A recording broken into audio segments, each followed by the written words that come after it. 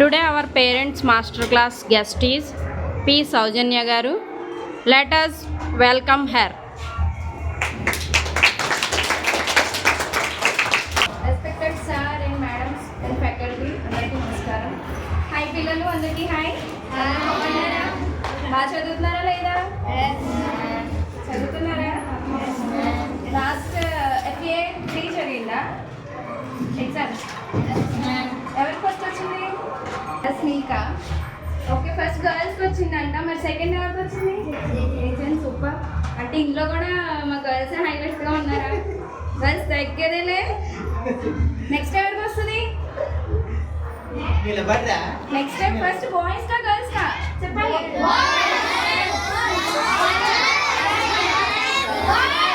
Okay, మీ ఇద్దరికి పోటీ. నేను మళ్ళీ వస్తా. గర్ల్స్కి వచ్చిందా బాయ్స్కి వచ్చిందా చూస్తా. ఓకేనా? అందరూ మరి పోటీగా చదువుతారా? మీలో మీకే పోటీ. ఓకేనా? ఓకే, ఇప్పుడు మార్నింగ్ నుంచి ఈవినింగ్ దాకా స్కూల్లో ఉంటున్నారు. ఇంటికి వెళ్ళాక మీ పేరెంట్స్ ఎవరు ఎక్కువ టైం స్పెండ్ చేస్తున్నారు? బాయ్స్ మీకు ఫాదర్ అంటే ఇష్టమా, మదర్ అంటే ఇష్టమా?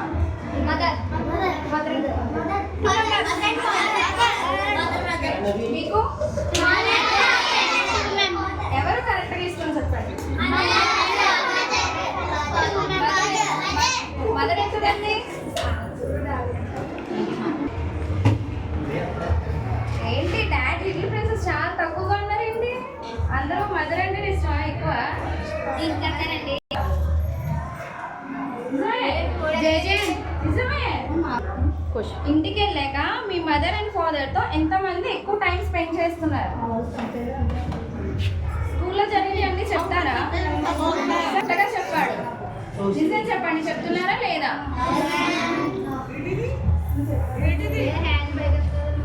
ఓకే, ఏమీ కాదు. మీరు గట్టిగా మదర్ అండ్ ఫాదర్ దగ్గర ఉండేది ఒక 20 years ఉంటారు. అవునా? ఒక 20 years ఉంటారు.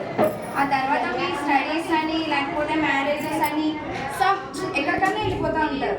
అందరూ దగ్గర ఉండరు కదా. ఈ 20 yearsతో కూడా మీ మదర్ అండ్ ఫాదర్తో బాండింగ్ ఎక్కువగా ఉండండి. మీరు మార్నింగ్ నుంచి ఈవినింగ్ వరకు ఏం జరిగింది ఏంటి అన్నీ ఇంటికి వెళ్ళాక మీకు ఎవరు ఇష్టమైతే వాళ్ళు, ఎవరు ఖాళీగా ఉంటే వాళ్ళు. అంటే మీ ఫాదర్ బిజినెస్ పరంగా కొంచెం ఖాళీ ఉండకపోవచ్చు, మదర్ ఓకే కొంచెం ఖాళీగా ఉంటారు కాబట్టి ఆవిడతో స్పెండ్ చేయాలి. అన్నీ చెప్పండి. డైలీ కూడా మార్నింగ్ మీరు పొద్దు నుంచి ఈవినింగ్ దాకా ఏం జరిగింది ఏంటి, ఒక గుడ్ న్యూస్ ఆర్ ఒక సాడ్ న్యూస్ ఏదో ఒకటి ఉంటుంది. మీకు గుడ్ న్యూస్ అంటే ఏముంది?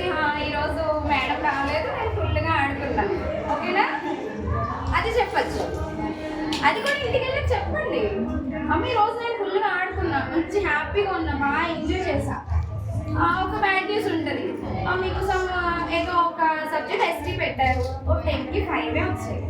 అది కూడా చెప్పండి ఇంటికి వెళ్ళాక. అమ్మ నాకు 5 వచ్చాయని చెప్పండి. మీ పేరెంట్స్ మిమ్మల్ని ఏం అనరు. ఓకే అమ్మ, బెటర్ లక్ నెక్స్ట్ టైం, బాగా చదవండి అని చెప్తారు.